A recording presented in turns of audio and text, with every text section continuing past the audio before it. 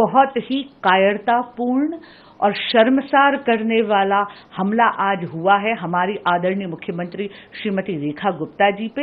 लेकिन मैं आपको इतना जरूर कहना चाहूंगी कि मेरी बड़ी बहन आदरणीय मुख्यमंत्री रेखा गुप्ता जी फौलादी जज्बे की धनी हैं और जिस तरह उन्होंने अथक प्रयास कर रहे हैं दिल्ली के लोगों के लिए, दिल्ली की प्रगति के लिए, किसी भी प्रकार का इस प्रकार का अटैक उनके कार्य में अवरोध नहीं डालेगा।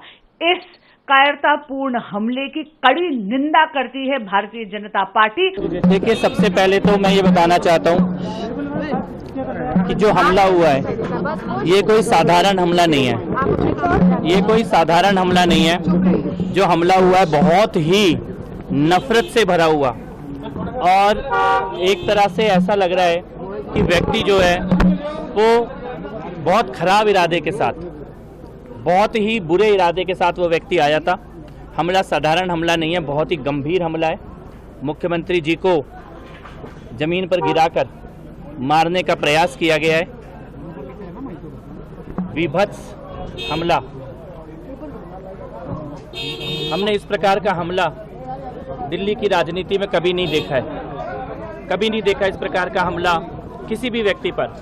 और एक महिला मुख्यमंत्री जो कि रात दिन केवल दिल्ली की सेवा में लगी हैं, जिनके घर के दरवाजे दिल्ली वालों के लिए खुले हैं और जो जनता से मिलने के लिए अपने बीच में कोई भी सुरक्षा नहीं रखती हैं, बिल्कुल सीधे जनता के साथ संवाद करती हैं।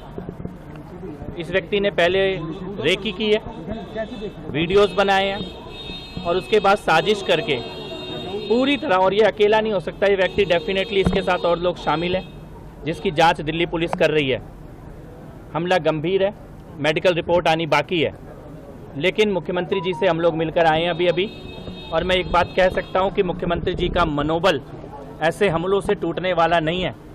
इस प्रकार का कोई भी हमला मुख्यमंत्री जी को न रोक सकता है न कमज़ोर कर सकता है।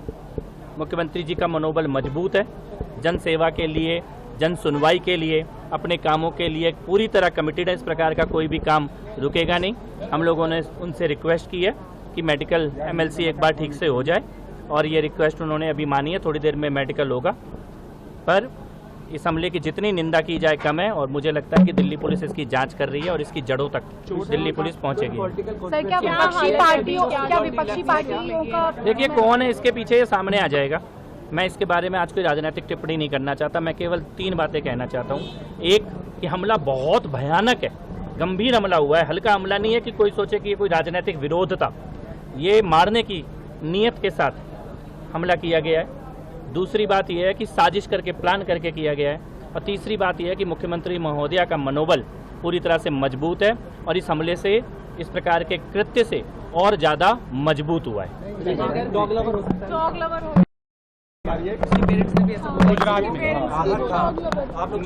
एक भी पेपर, एक भी कागज इस व्यक्ति के हाथ में नहीं था किसी भी मुद्दे का। तो ये व्यक्ति कोई मुद्दा लेकर आया हुआ ऐसा प्रतीत नहीं होता है, ये इरादा लेकर आया था मारने का।